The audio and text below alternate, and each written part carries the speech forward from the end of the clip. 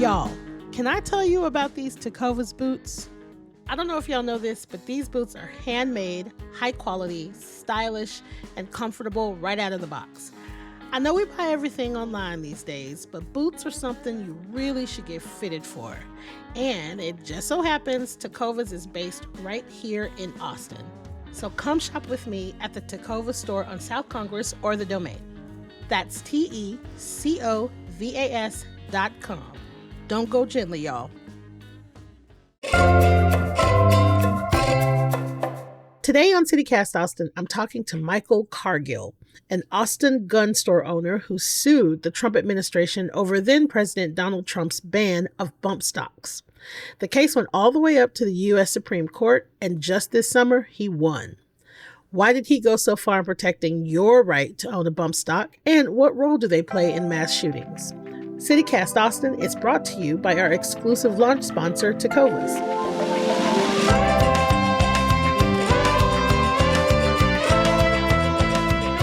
It's Tuesday, July 16th. I'm Nikki Devon, and this is what Austin's talking about.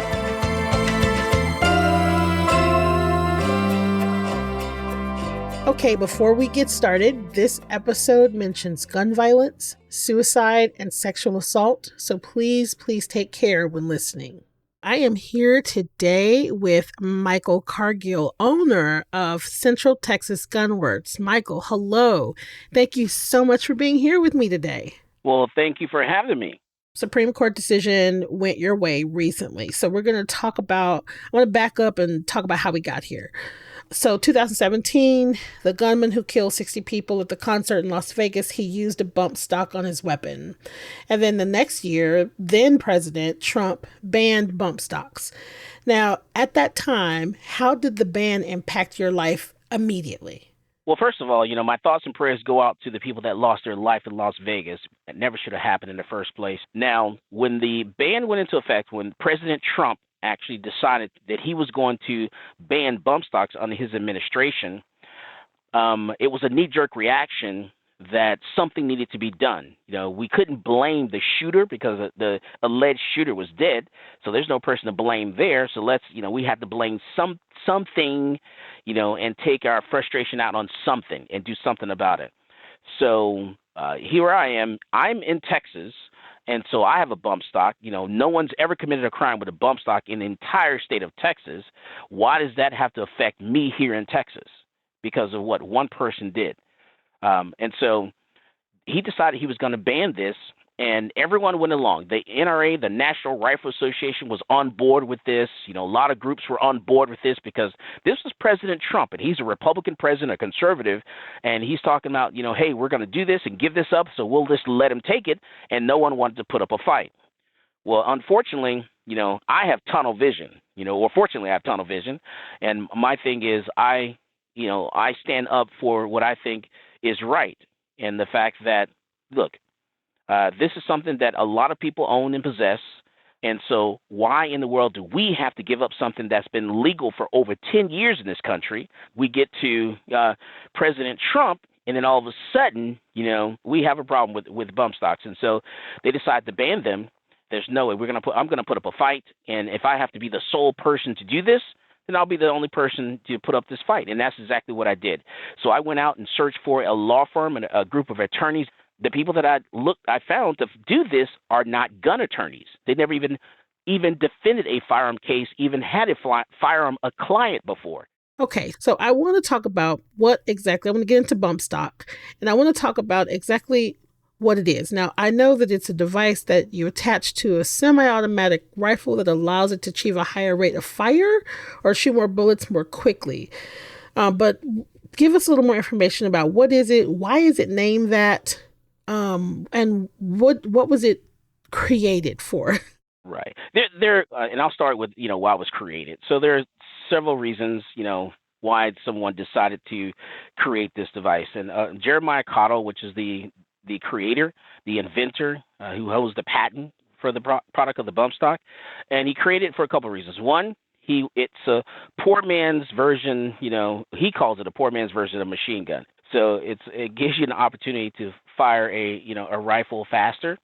And because you can't afford to go through the whole process of getting a tax stamp, buying a machine gun, getting it registered, and paying the fee and all that stuff, you could. Some people can't afford to do that. But this little device there gives you the opportunity to do that. Okay. Am I correct in saying that a bump stock basically just enables a gun to act as an automatic weapon? Is that right? It just allows you to shoot faster. It doesn't. Okay. It's not going to really mimic an automatic, because automatic shoots are really fast, and it doesn't. Okay. It's not going to allow you to shoot that fast. By attaching it to a rifle, and then you use the reaction of the gun firing, bump firing. So when the rifle fires, there's a certain amount of pressure, that it needs to fire that bullet. Well, you're using that pressure to actually press the trigger each time. And so you're bump firing by using your body, pretty much in the reaction of the gun firing to actually fire again. And that's kind of what it does. But you're pulling the trigger each time. So you still have to pull that trigger. So the term bump stock, that comes because of there's a bump when you pull the trigger. Is that what you're saying? Correct. And so how fast can you fire? Never really tested the rate there at all, but it does allow you to fire faster. And another reason some people, use them is because they have like a disability or something like that, and allows them to shoot a rifle also, to help them with their disability. Because the bump firing a firearm is not really the best way to shoot.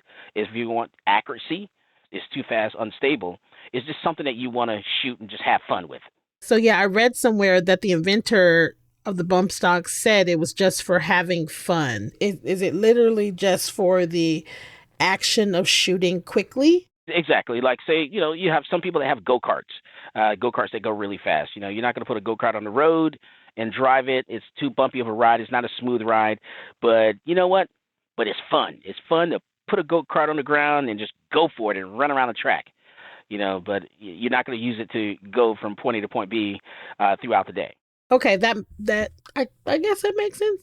Before we get too far, at this time, did you have bump stocks in your possession at the time that they were banned? From what I understand, you had to give them up. I had a whole bunch of them, and we, were trying to sell them. We got down to the end where there was no way I was going to sell the last few that I had. So when I got with the attorney, we agreed that I would surrender my bump stock on the day the ban went into effect, and then that 30 minutes later we would file a lawsuit in federal court, and that's what we did. Garland versus Cargill is known as the bump stock case, but you said in an interview on TV that it's not just about bump stocks. So what was it about? This is about an administrative agency, the ATF.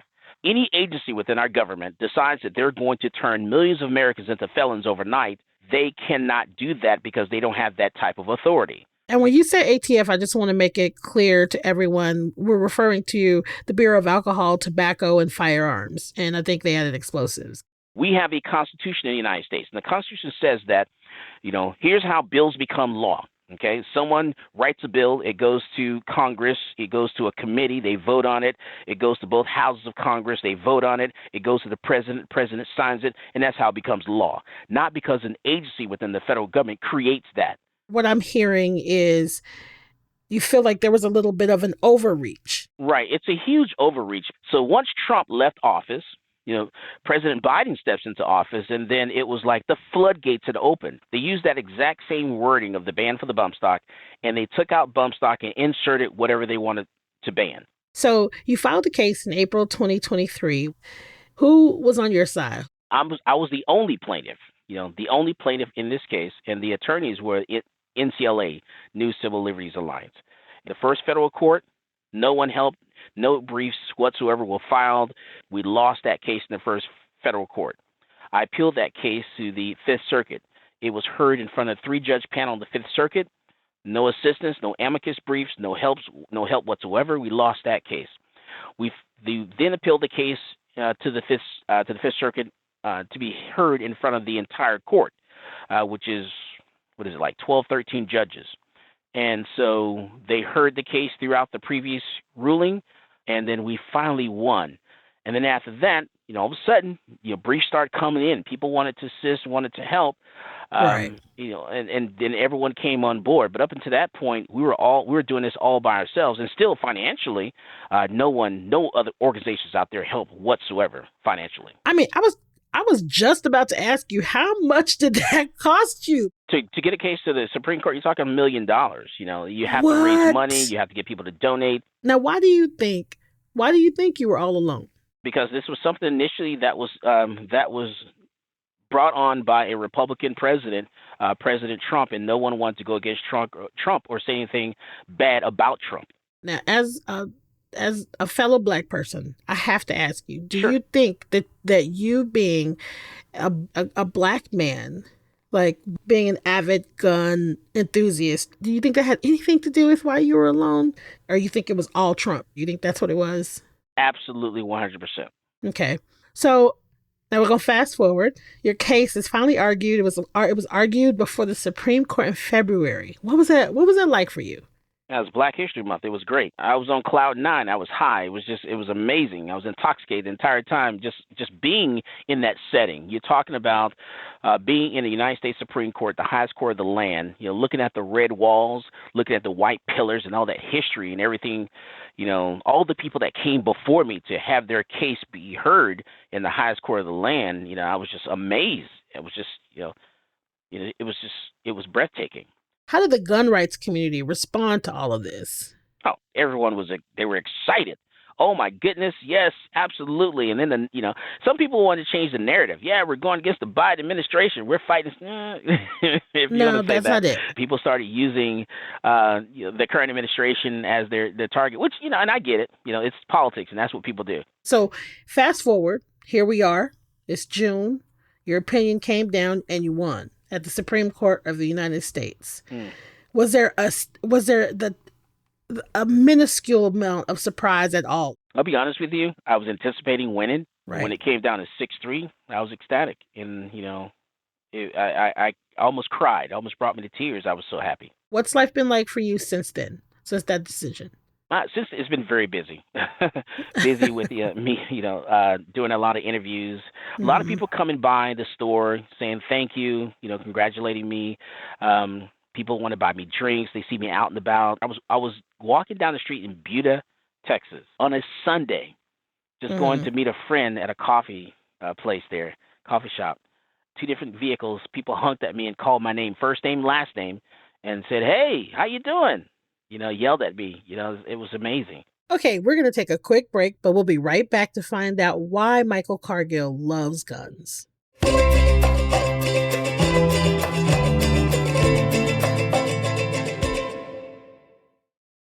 And we're back with Michael, who sued the Trump administration over bump stocks. Now, I understand I know rights are on the table. I understand it is a right. But like, in your opinion, what is the necessity for an everyday person to have this type of firepower or that type of speed or any of those things? Not called a Bill of Needs. It's called the Bill of Rights. And that's the initial response. So let's say OSHA decides to come out and they want to ban high heel shoes. Ladies are not allowed to have high heels over a certain length because they're bad for their backs. Nothing over 2 inches. And if you have anything over 2 inches, we're going to make it a Class A misdemeanor, up to 1 year in jail, and we're going to confiscate all your heels that are over 2 inches, turn them into us, and you're not allowed to have them.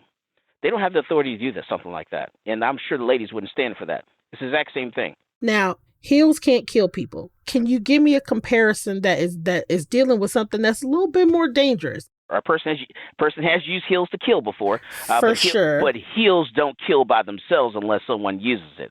We really need to blame the people and not blame the products and blame the item. Majority killed by in this country is actually typically handguns. And there are other tools like hammers and other things that are used more so than handguns. So when it comes to, talking about different tools and, what people use as far as committing crimes. So essentially what we're just honestly talking about just rights. You know what I mean? It's kind of like making sure that please correct me if I'm wrong. Mm-hmm. You're making sure that people are able to exercise their rights and those rights are not infringed. Right. I'm curious, do you think that there need to be any more stricter laws on automatic weapons specifically? No, not at all. Okay. I think we do have enough laws on the books right now as it is. If someone wants an automatic, a machine gun, they can actually get a machine gun. All they have to do is they buy the machine gun, the machine gun has to stay in the gun store. They're going to have to do some paperwork, and then they're going to have to pay a $200 tax to the federal government. They're going to have to do the paperwork, take the photo, take the fingerprints.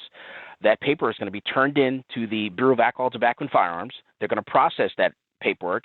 They're going to register that firearm. It's going to be registered with the federal government, and then once they register it, they're going to send that person this sheet of paper, which is called a Form 4, that has a stamp on it, a tax stamp, and then that person can walk into the gun store, pick it up, and take it home.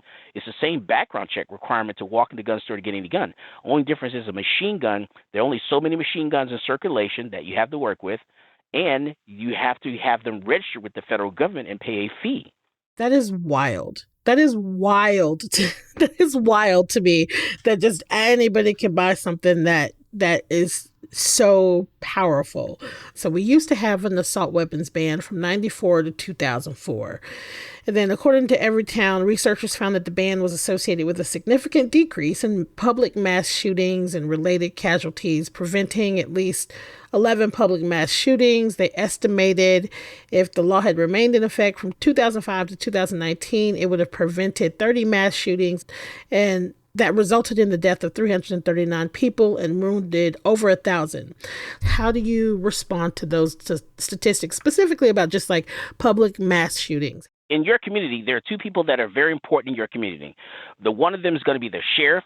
That sheriff is the top police officer in the county of where you live in. And then the next person after that is going to be your district attorney, because your DA is going to be the prosecutor, in that county of where you live. We have to put the pressure on our sheriff to make sure that they go out and they do their job, and they have the resources, and we fund them so they can do their job, because the majority of those shootings that you just talked about would have been prevented if law enforcement did the investigation and did what they were supposed to do, because those people were reported to law enforcement prior to those shootings, and the investigation was not done either because they lacked the resources to do what they needed to do, or the DA did not prosecute those people when charges were being brought forward for those people, against those people. You've got a store, Central Texas Gun Works in Austin, and so tell me a little bit about it. All right, so what we do is we do gun sales, but I like to specialize in training and classes and teaching people how to shoot, also teaching the gun laws. That's my specialty,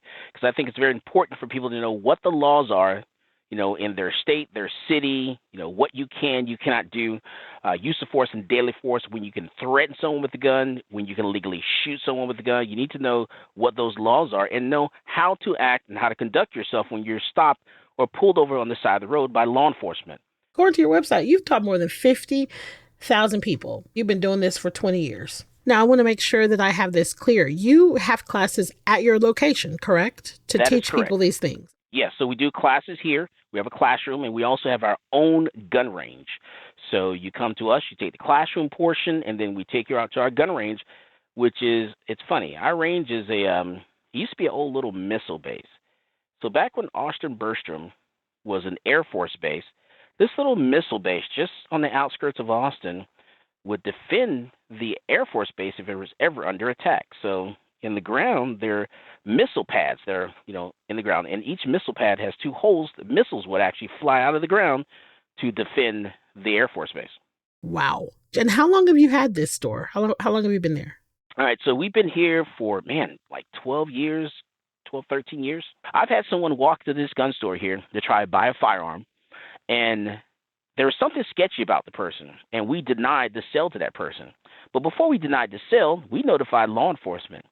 Turned out that person had a list of names of people they were going to shoot and kill, and that's why they were trying to buy a gun. We saw something, we acted on it, we got law enforcement involved in it and made sure, and pressed the issue, and they did something and found a list, and we prevented a mass shooting. I've had family members call me, they say, Michael or sir, I have a family member that's in distress, and they're looking at committing suicide, and they're probably going to, walk into your gun store because you're in the area. Can you please not sell them a gun? Not a problem. Not only will I not sell them a firearm, I will call law enforcement to make sure law enforcement gives them some interaction also when they walk in the front door. And that's exactly what I've done that on over a dozen times. You're put in this position to be the decider. Maybe beforehand, there could be some sort of other programs and systems in place so that when someone walks into your establishment, you don't have to be the person that that has to do that, because then now we're talking about you having to be the person to deny that person their right to a firearm. I'm so interested in how you grew up. I grew up in a family of guns. My family is full of hunters. My sister, she's a gun owner. So like guns are not new to me, right? I want to know more about your relationship with guns, Michael. I know you served in the military for 12 years, but I want to know why you're passionate. I want to hear about what got you here. What happened was when my grandmother was 70 years old, she decided she was going to go back to college, get a college degree. My grandmother wanted to become a nurse, and so she goes back to college. She's actually traveling one day from a college library, sitting at a bus stop waiting for a bus to come, and the guy comes along, mugs her, and rapes her. And so I'm just like, what do you do? How do you handle something like that? Yeah. And so I said, we've got to stop being victims. We've got to start fighting back. So that's exactly what I did. I got with my family members. I made everyone come in for a gun class, taught them how to shoot, took them to the range, got them proficient, then went over the gun laws, and have them brought them back in, did a refresher, then brought them back in again, have them come back on a regular basis. Right. And I'm glad I did do that, because about 8 years ago now, my parents were at home one day. They're both retired. They live in Atlanta, Georgia, in a 2-story house. And these 3 guys decided they were going to break into my parents' home. They broke into the shed, took a ladder out of my parents' shed, laid that ladder against the house, climbed up to the 2nd floor, because on the 2nd floor, the master bathroom window was open. Right around that time, my dad gets up. He hears a noise on the 2nd floor.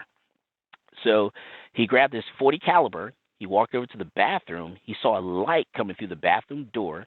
He looked around the corner. He saw this guy crawling through the 2nd floor master bathroom window at 4 o'clock in the morning. He fired one single shot in the face, killed him, dropped him right there. The guy fell back outside that window, landed his back, and died right there on the roof. Wow. So my parents didn't have the training they had, where it became second nature to be able to do that at night. And feel confident doing it. Right. That's why I do what I do. Have you ever, or are you considering any kind of like political moves? Because it seems to me that's the track you're on, but I don't know if it's just because, this is the thing that you are passionate about. You're doing the work, you have the knowledge. Do you see yourself in politics? No, not at all. I've already gone down that road. I've done it already. I've experimented. I've tried. Everyone knows me, and they know where I sit on just about every topic that's out there. So being in Austin, there's no way I can get elected into any office in Austin. Right. So it's just not going to happen. Heard. And so you have 2 other cases pending. Is that right? We're suing the state of New York. The state of New York says if I sell a gun to someone here in Texas, and that gun gets stolen from that person, and that gun winds up in the state of New York and used in a crime, the state of New York can come back and sue me, sue the distributor, and also the manufacturer of that firearm. And so I was like, no way, that's insane. We got to stop that. The other lawsuit I have is just me, Michael Cargill, versus the government again. But this suit is to protect mom and pop gun stores. They're shutting gun stores down for, finding little mistakes in the paperwork. And I'm thinking, that's crazy. That's excessive. Okay. I forgot to ask you, did you get your bump stocks back? So I did get a call from the ATF, from the government, to say that, yes, I can come back and retrieve and pick up my bump stocks, but we're actually waiting on the order. You're the first person I'm telling this to, by the way. We're waiting on the order. Look at that. We're waiting on the order from the court, because we want them to be ordered to be returned to me, not me to walk in and give them. So we want to make sure everything is done correctly. Where are they right now? So currently they're in Austin at the Bureau of Alcohol, Tobacco, and Firearms in their safe. And once you get them, once they're ordered to give them to you and they give them to you, you can start selling them again, right? Oh, yeah, we've been selling them. So you're already selling them. Okay. We're already selling bump stocks now. Michael, thank you so much for coming on the show today and just having an honest, frank conversation about all of this. I really appreciate it. Absolutely. Thank you very much for having me. I appreciate the conversation, and anytime. If you or anyone you know is struggling with thoughts of suicide, you can always call the Suicide and Crisis Lifeline at 988. There's help available 24 hours a day.